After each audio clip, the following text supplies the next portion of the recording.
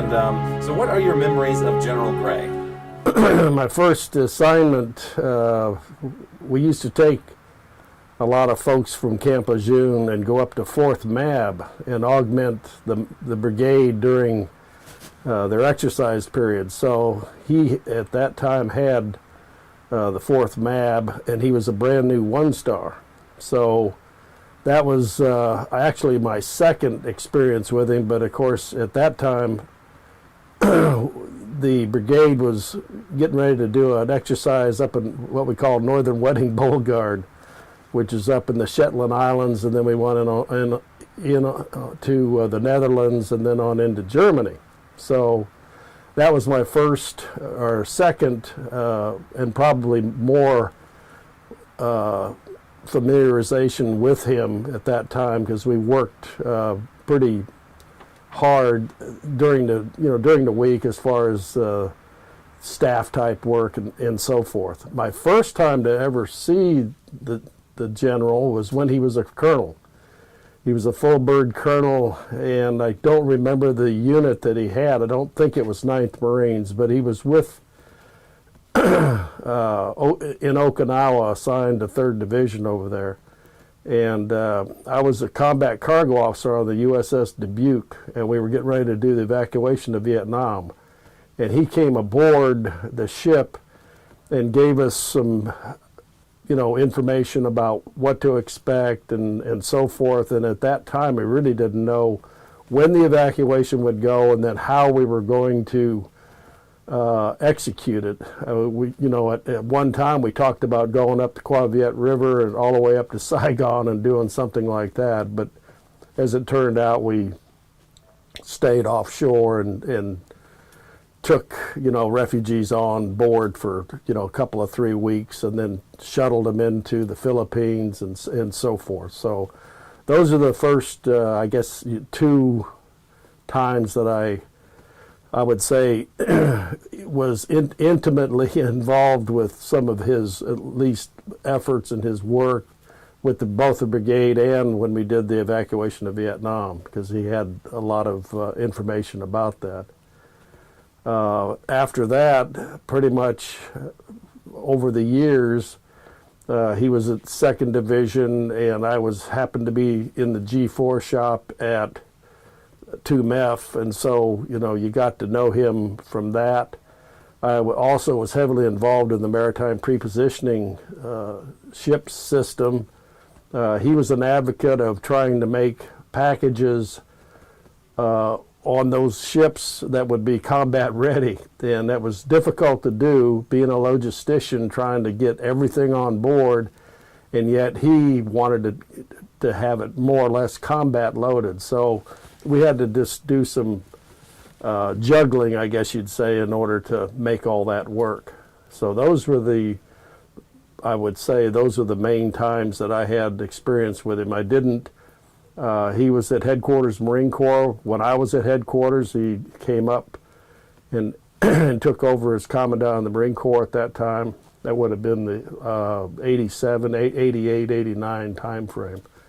And so at that time, I was working maritime prepositioning again, but I was over at INL, so having a lot of exposure with the commandant in that position, it wasn't a whole lot, even though we knew who he was, and of course we appreciated the fact that he wore camouflage utilities all the time, and we kind of enjoyed that. So it was a real good experience being around him, not only as a 1-star, but as a 4-star. I mean, the times and the efforts and his personality never changed. He was always a go-getter, very flamboyant, and just a pleasure to work with.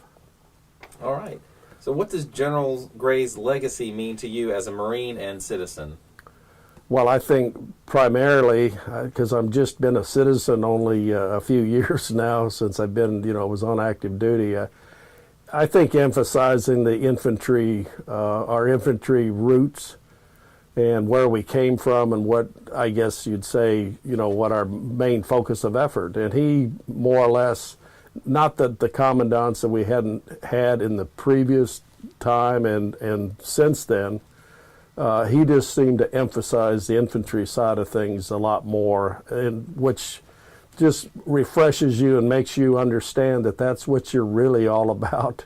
And that's what the Marine Corps is all about, is that infantry background and so forth. So that was my experience with him, and seeing how he emphasized that, which I thought was, really the way to do, be the commandant. What core values of the Marine Corps inspire you the most? Duty, honor, country, the whole, all that good stuff. Those are just things that I think everybody should understand, from the time you're, whether it's even in grade school. And I know things have changed since then, but, getting up and saying the Pledge of Allegiance every morning in grade school all the way through high school, at least the first class you did in high school, and even in college, we, did that. So that's, to me, something that you just have to do every day. What personal impact has General Gray had on you or others? Well, I think for the most part, as I've already reiterated, the fact that the infantry emphasis, I think, is what we all have to remember. I was a combat engineer, then became a logistician, but he was always emphasizing the infantry side of things, and that's what we're all about. So that was his, to me, that was his biggest impact on my career and on my outlook about the Marine Corps.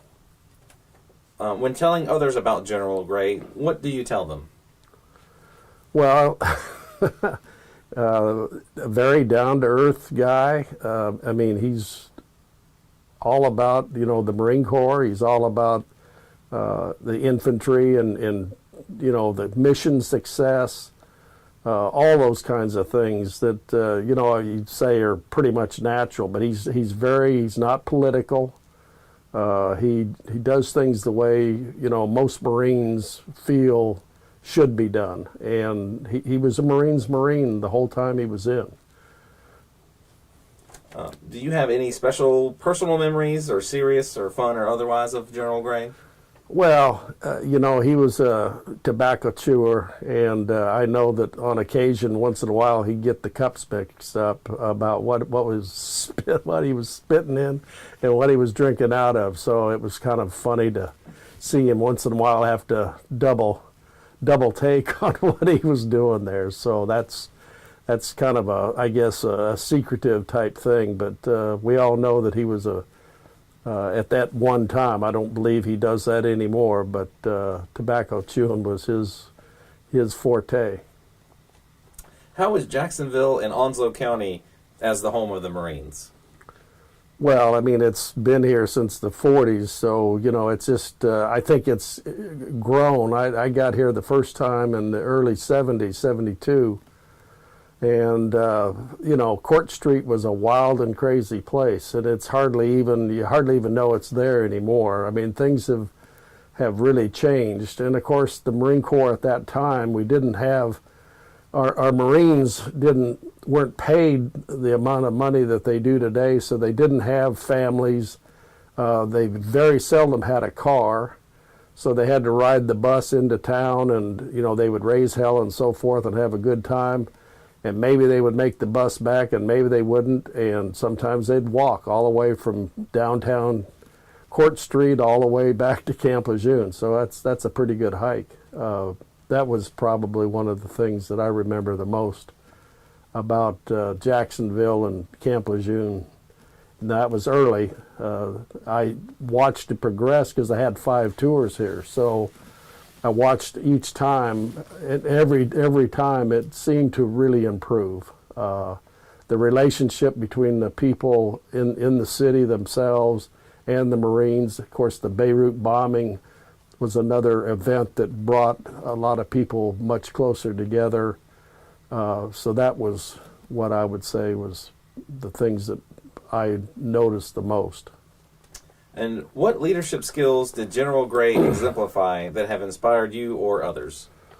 Well, I think just his infantry background, straightforward, no nonsense, and yet not to the point of being mean and ugly about things. I mean, he could chew your ass out, and you wouldn't really realize it because he was good about it, and he wasn't not that you didn't know that it was happening. It's just the fact that you had to almost agree every time he did, because it was something that he was trying to teach you and make sure you understood. So a lot of times, officers and staff NCOs, enlisted, whatever, sometimes you take offense to those kinds of things, but I never did, because it was something that just made me a little better.